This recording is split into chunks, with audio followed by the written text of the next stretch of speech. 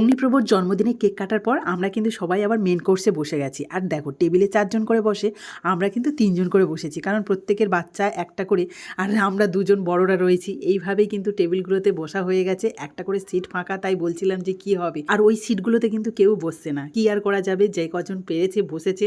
তো প্রথমবার আমরাই বসে গেছি, যেহেতু বাড়ি ফিরতে হবে আর প্রচণ্ড ঠান্ডা। এই কনকনে ঠান্ডার মধ্যে বাচ্চাকে নিয়ে বাইকে আসাটা খুবই ডিফিকাল্ট। আর মেন কোর্সে বসার সঙ্গে সঙ্গে কিন্তু চলে এসছে গরম গরম ধোঁয়া ওটা বিরিয়ানি। আর বিরিয়ানি মানেই তো জানো, বাচ্চা থেকে বড় প্রত্যেকেই খেতে পারে, কারণ ওটা ঝাল থাকে না।